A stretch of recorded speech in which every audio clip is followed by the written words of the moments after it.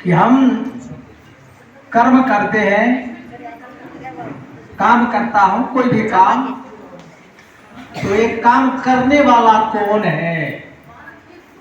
मन है या शरीर है या आत्मा है या ईश्वर है?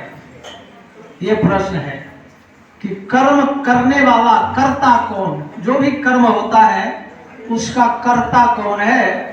ये आप लोग सोच करके जब मैं आऊंगा तो मुझे बता देना। बोलो कृष्ण कन्हैया लाल की। क्योंकि आप लोग सुन नहीं रहे थे इसलिए मैं प्रश्न लोड कर डाला हूं और सोचते रहो आप लोग। कर्ता कौन? अच्छा, एंगे बेंगे जवाब मत देना, शास्त्रीय प्रमाण देना। क्योंकि मैं कहीं कुछ सुनता हूं, कहीं कुछ देखता हूं, तो पहले उसका प्रमाण खोजता हूं। प्रमाण, प्रत्यक्ष, अनुमान, शब्दीय, 4 चीज होता है। महर्षि गौतम के न्याय शास्त्र में 4 चीज दिया गया है: प्रमाण, प्रत्यक्ष, अनुमान और शब्द। ये चारों चीज से प्रूफ करके तब हमें बताना, सीधे वैसे मुंह से मत बता देना कि कर्म करने का कर्ता कौन हुआ, ईश्वर या मन या शरीर या आत्मा। बोलो कृष्ण कन्हैया लाल की। हाँ, इन चारों में से तो कोई होगा ही, कौन है बता देना। बोल सतगुरु महाराज की। भक्तजनों, सुंदर साथ जी, संसार में भक्तों के लिए भगवान सब कुछ करने के लिए तैयार है, परंतु देखा गया है और भगवान का घोषणा है कि निर्मल मन जन सुनो मोहि पावा।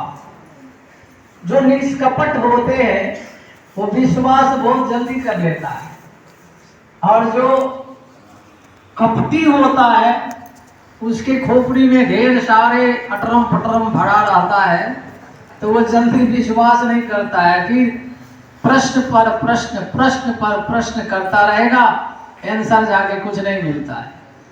लेकिन जो निष्कपट होते हैं वो जल्दी विश्वास कर जाते हैं। इसी कलिकाल में लगभग 800 वर्ष पहले 12वीं शताब्दी में एक बड़े ही उच्च कोटि के संत हुए ज्ञानदेव जी, और ज्ञानदेव जी के 2 परम शिष्य हुए, सहजोबाई और चोखा मेला। नाम कितना सुंदर है, चोखा मेला। चोखा मेला नाम क्यों पड़ा? क्योंकि इस कलिकाल में बहुत से ऐसे चमत्कार हुए हैं। चोखा मेला क्यों नाम पड़ा? एक पति पत्नी था, बड़े गरीब था और छोटे जाति से आता था, और उस समय में जाति प्रथा चरम सीमा पर थी। ये सवर्ण लोग, ब्राह्मण लोग अन्य जाति को मंदिर में घुसने नहीं देता था। दूर से ही अन्य जाति लोग दूर से ही भगवान को, ठाकुर जी को प्रणाम कर लेते थे मंदिर में। तो और चढ़ावा की तो बात दूर रही, चढ़ावा बढ़ावा कुछ नहीं लेता था। हाँ, पैसे ले लेता था, क्योंकि अगर अन्य जाति मंदिर में नहीं जाए तो ब्राह्मण भूखे मरेंगे, इतना भी जरूर है ये बात। तो और चीज चढ़ावा नहीं लेता था, पैसे ले लेता था, अन्य जाति को मंदिर में घुसने नहीं देता था।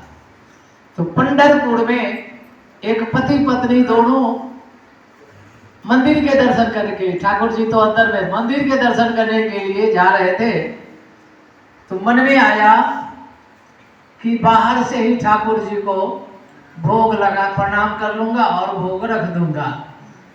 तो क्या ले जाऊं? तो आम का समय था, आम थोड़ा सा खरीद लिया, जितना पैसे था आम खरीद लिया और जा रहा था। तो भगवान भी तो बड़े कौतुक होते हैं, विचार करते हैं कि इस भक्त का आम तो अंदर जाने नहीं देगा, ये हमारे पुजारी लोग, पंडित लोग, तो क्यों ना रास्ते में ही खा लेता, भोग लगा देता।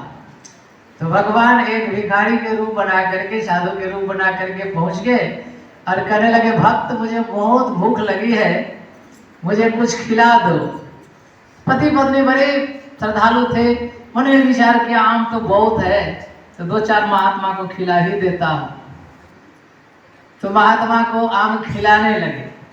महात्मा जी भी भगवान कैसे कौतुक, आम चूस लेते थे और थोड़ा सा जो बच जाता तो उसकी पत्नी की गोद में, माने आंचल में फेंक देते थे। अन्य लोग रहता तो नाराज होता, हम आप रहते तो नाराज होते, देखो झूठा मेरे देह पर डाल दिया, कैसा महात्मा है। लेकिन भक्त थे, साधु संत का प्रसाद है, कोई बात नहीं। आम चूसते जाते और आज थोड़े से रह जाता तो फेंक देते उनके गोद में। 2-4 आम चूस लिए, बोले हाँ भक्तराज हो गया, और चल दिए। दोनों पति पत्नी विचार किए कि कहीं बैठ करके ये महाराज जी का प्रसाद है ले लूंगे। तो एक वृक्ष का छाया खोज रहे थे, किसी छाया में बैठ करके या प्रसाद ले लूंगा।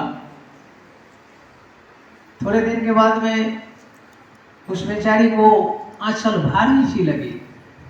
तो भारी जब लगी, जो आंचल खोल करके देखती है तो उसमें छोटा सा बच्चा था। बोल कृष्ण कन्हैया लाल की, ये बच्चा कहाँ से आ गया, समझने में देर नहीं लगी। ओहो, ये तो ठाकुर जी का प्रसाद है, और उसे लालन पालन करने लगा। नाम चोखा मेला क्यों पड़ा, तो भगवान ने आम चूस लिया।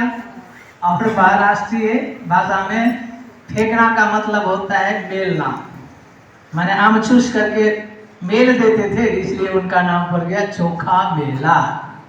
और बाद में जाकर के चोखा मेला बड़े उच्च कोटि के संत हुए, भक्त हुए।